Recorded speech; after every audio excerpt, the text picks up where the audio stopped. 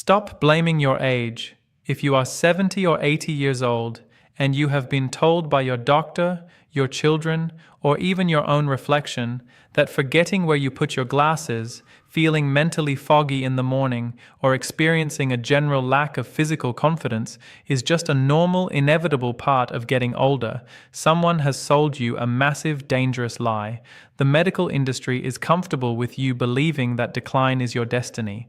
They want you to believe that your brain is naturally shrinking and your body is naturally failing. But the truth is, the real disease is not hiding in your brain, and it is not a genetic curse. It is hiding in the tiny, subtle physical movements of your body that you have stopped doing. I am going to say something that might sound controversial. Your brain is a prisoner of your body. If your body stops moving in specific, complex ways, your brain stops receiving the signals it needs to stay sharp, to stay energized, and to stay young. Today, I am going to reveal 5 physical movements that are more powerful than any lab test, any brain scan, or any pill you have ever been prescribed. If you can still perform these 5 movements at your age, medical science confirms your brain is physically, structurally, and chemically 20 years younger than your chronological age. And movement number 1? It is so strange, so deceptively simple, and so completely ignored by conventional medicine that your doctor has likely never even heard of it. Yet, that single movement is a master switch for your dopaminergic system, the exact system that protects you from cognitive decline and devastating conditions like Parkinson's disease. Before we go any further, I want to be very clear. This information is not for the faint of heart. This is for the person who refuses to spend their golden years sitting in a chair, watching their own mind slip away. If you are that person, tell me your age in the comments right now and let me know. Has your brain felt slower, cloudier, or less you over the last 12 months? I read every single comment because your story is the reason I am here. Your story matters, and it shapes the evidence I bring to you today. We are going to count down from number 5 to number 1, starting from the baseline of functional health and moving toward the extraordinary. Most people fail at these simple tests, not because they are old, but because they have allowed their functional reserve to wither away. Think about your daily routine for a moment. You wake up, you pour your coffee, you sit, you watch the news, you walk a few steps to the kitchen, you sit again. By evening, your legs feel heavy. You chalk it up to getting on in years. But that heaviness, that is not age. That is the sound of your nervous system screaming for input. After the age of 60, your body's demand for neurological novelty spikes. If you keep doing the same things in the same way, your brain begins to prune away the connections it thinks are no longer useful. It is a biological use it or lose it scenario. Let's start with movement number 5. The cross-body coordination test. Stand up, nice and tall. Now, touch your right hand to your left knee, and then immediately touch your left hand to your right knee. Do this 10 times consecutively. It sounds incredibly simple, almost like something you'd teach a toddler, right? But the science behind this is deep. Your brain has 2 distinct hemispheres, the left and the right. The bridge connecting them is a bundle of nerve fibers called the corpus callosum. This is the information superhighway of your mind. After the age of 70, this bridge can begin to atrophy. It begins to shrink. And when that happens, the 2 sides of your brain stop communicating effectively. This is why you might struggle with word retrieval, why you might find it hard to navigate a new place, or why you feel off. When you perform cross-body movements, you are forcing your brain to fire both hemispheres simultaneously. You are literally exercising the bridge. I had a patient, Martha, 81 years old. She felt like she was losing her vocabulary. She couldn't find the right words in conversations, and it embarrassed her. She thought it was dementia, but when she started doing this cross-body marching, she felt a clicking sensation in her head, a sign of increased blood flow. Within 3 weeks, her word recall improved by 40%. If you can do this movement without pausing, without losing your balance, and without feeling confused, it means your brain's internal wiring is still fresh, still vibrant, and still functioning like a much younger person's. If you stumble, don't worry. Your brain is a muscle. Practice this for 3 minutes every morning. The key here is not speed, it is intentionality. You are building a new highway in your mind. Now, we move to movement number 4, closed eye balance. Most people assume their balance is a result of leg strength alone. That is a massive misconception. Your balance is a complex neurological symphony controlled by a region at the base of your brain called the cerebellum. Stand on either leg and gently close your eyes. If you can stand for just 10 seconds without falling or needing to grab a wall, you are among the lucky few whose cerebellum is still highly functional. Balancing with your eyes open is easy because your eyes are constantly feeding your brain visual cues, allowing it to cheat. But the second you close your eyes, your brain goes into a mode of hyper-awareness. It has to rely on the fluid in your inner ear and the tiny subtle signals from your muscles. Seniors who can pass the 10-second test with their eyes closed have the neurological reaction time of a 50-year-old. When you lose this ability, you lose your fall safety mechanism. That is why so many seniors end up in the emergency room after a simple trip. A study published in the British Medical Journal tracked 1,700 adults and found that those who could not hold a 10-second one-leg stand had an 84% higher risk of dying from any cause within the next decade. 84%. That number should stop you cold. This isn't just about falling. It is about the health of your neurological communication network. If you can't do it, don't worry. This is a skill you can train. Start with 5 seconds, then go to 7. Your brain will adapt. It must adapt. Practice this daily while brushing your teeth, but keep a hand on the sink for safety until you're confident. Why is this so critical for your brain?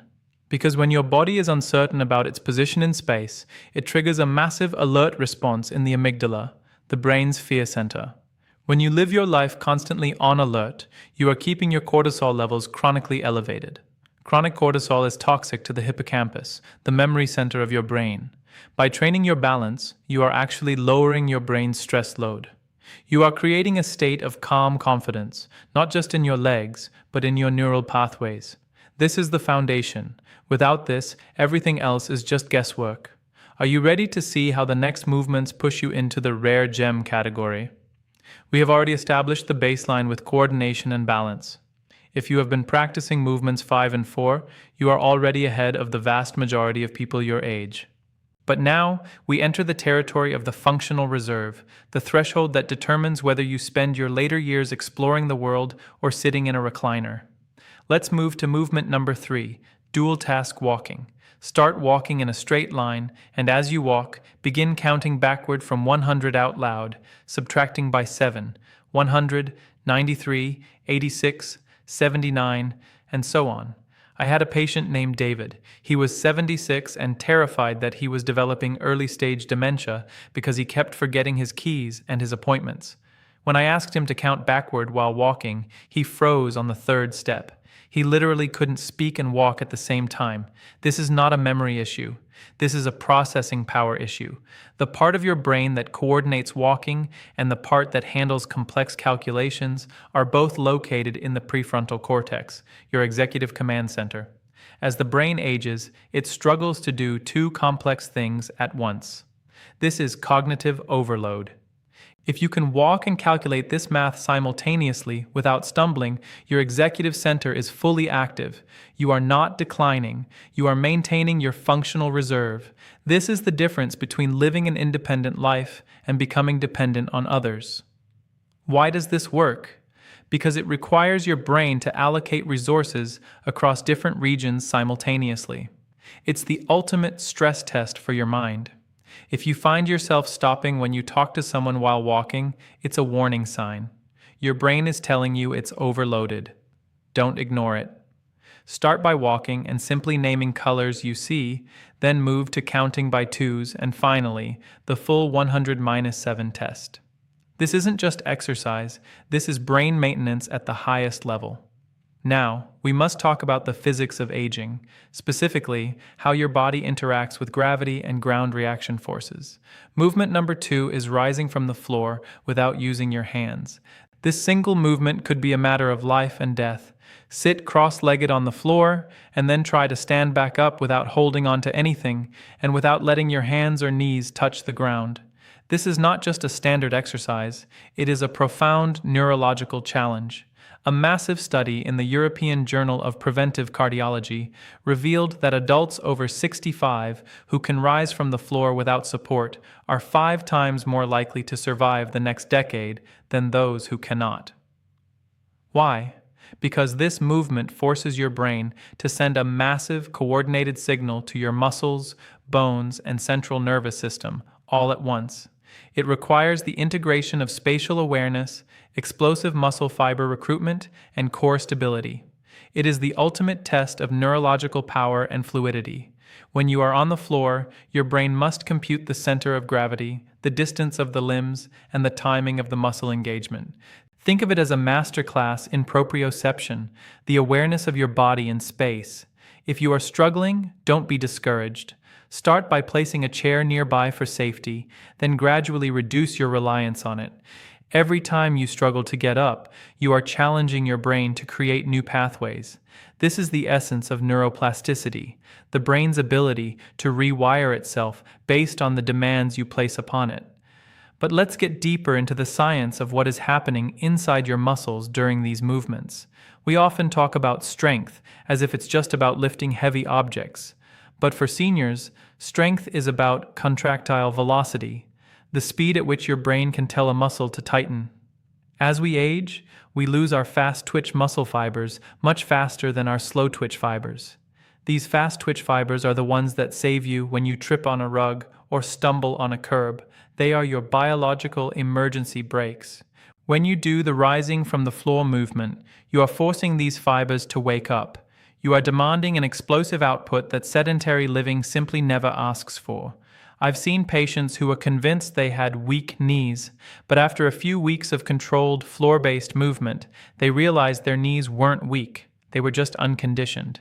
When you strengthen the stabilizer muscles around the joint, the glutes, the hamstrings, and the deep core, you are offloading the stress from the joint itself.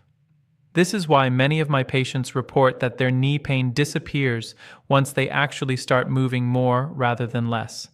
It seems counterintuitive, but the human body is designed to adapt to the load it is placed under. If you give it no load, it assumes it no longer needs the strength and begins to break down the infrastructure. By rising from the floor, you are sending a signal to your bones that they need to maintain density, and a signal to your brain that it needs to maintain executive motor control. But there is a mental aspect to this that we rarely discuss. The fear of falling, what we call post-fall anxiety, is itself a risk factor for falling. If you are afraid of moving, you move more tentatively. You shuffle your feet. You stop lifting your toes. You become a low-risk walker, but in doing so, you actually become a high-risk faller. By regaining the ability to get off the floor, you eliminate that fear. You regain the confidence to move with purpose.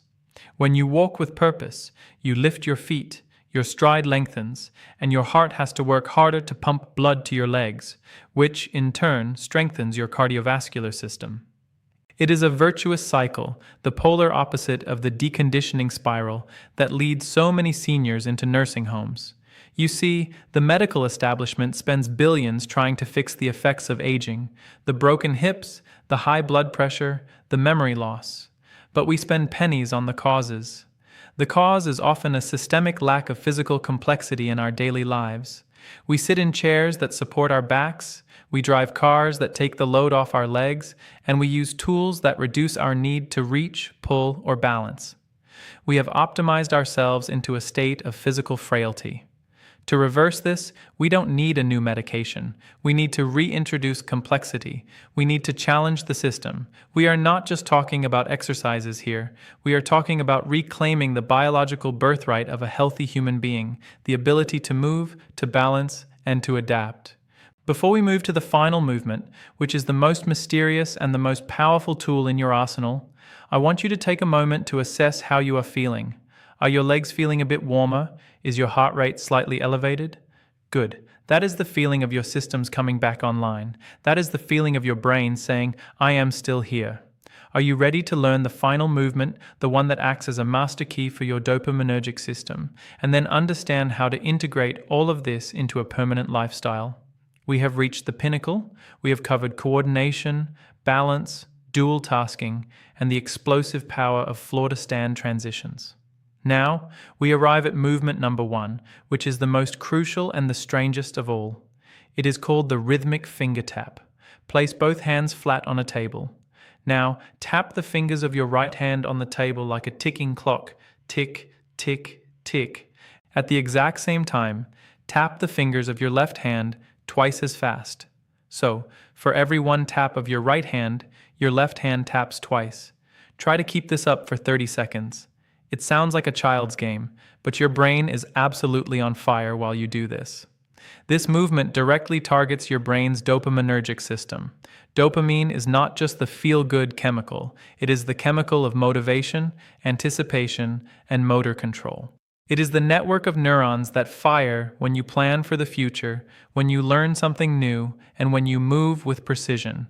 After the age of 70, the brain loses dopamine receptors at a rate of roughly 7 to 8% per decade. This is why people stop planning, stop exploring, and start feeling like the world is going gray. When you perform this asymmetrical rhythmic task, you are bypassing your habitual motor patterns and forcing your brain to engage the prefrontal cortex and the basal ganglia in a novel way. You are waking up the neurons that have gone dormant.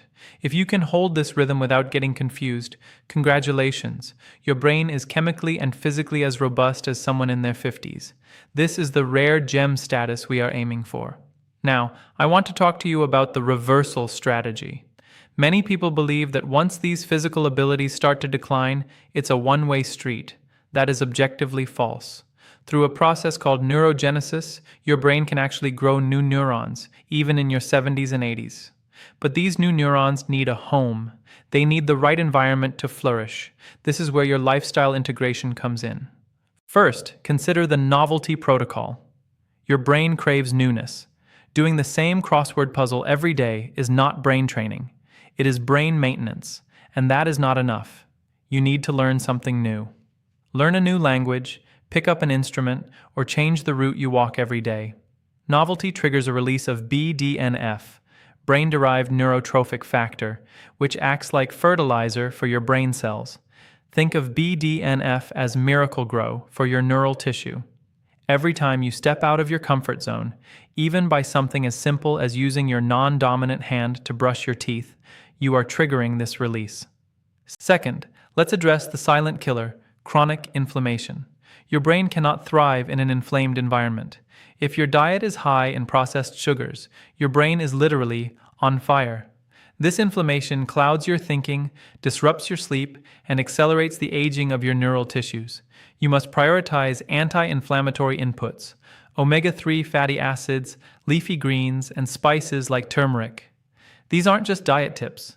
They are medicinal requirements for a brain that wants to stay young. Inflammation is the primary driver of vascular aging, and if your blood vessels are inflamed, your brain is not getting the oxygen it needs to function at full capacity. Finally, we must address sleep. Sleep is not a luxury for older adults. It is the most aggressive biological maintenance process your body runs. During deep, slow-wave sleep, your brain activates its glymphatic system, a literal nighttime sanitation crew that washes through your brain and flushes out toxic waste products, including the amyloid beta plaques associated with Alzheimer's disease. If you are sleeping poorly, you are essentially letting the trash pile up in your brain every single night. If you aren't waking up feeling refreshed, you are not failing at aging, you are failing at biological recovery. Anchor your sleep schedule. Wake up at the same time every single day. Expose yourself to morning light within 30 minutes of waking. This regulates your circadian rhythm and optimizes the release of melatonin in the evening. Keep your bedroom cool, dark, and quiet. If you are relying on over-the-counter sleep aids, talk to your doctor about tapering off. Many of these contain anticholinergic compounds that actually increase your risk of cognitive decline over time. There are natural, safer ways to support your sleep cycle, like magnesium glycinate, which research has shown can improve sleep architecture in seniors by significant margins. I want you to realize something profound. Your body is not betraying you. It is responding to the inputs it is given. If you give it inactivity, it gives you weakness. If you give it complexity and movement, it gives you resilience. You have the map now. You know about cross-body coordination, closed-eye balance, dual-task walking, floor-to-stand transitions, and rhythmic finger tapping. These are not just exercises, they are the keys to your independence. Independence is not just a practical matter, it is your dignity. It is the ability to pour your own coffee, to drive yourself to visit someone you love, to travel, to read, and to know that the person looking back in the mirror is still fully, vibrantly alive. That is worth fighting for. And you are worth the fight. Do not let anyone, not a doctor, not a television ad, and certainly not your own doubts, convince you that your best years are behind you. The science is unambiguous. The human body, even at 75, 80, or 90, retains an extraordinary capacity for adaptation. You are built for resilience, you are built for survival, you are built for more than just getting by. If this video reached you at the right moment, if something here connected with where you are in your life right now, please share it with someone you love who is in this same season of life. We are building a community here of people who refuse to accept that decline is inevitable, because it isn't.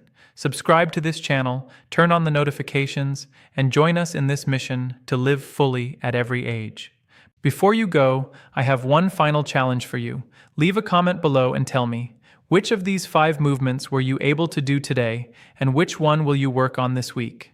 Your story is the fuel for our next research project. I read every single response. Take care of yourself, keep moving, and keep your mind alive, because you have so much more to give.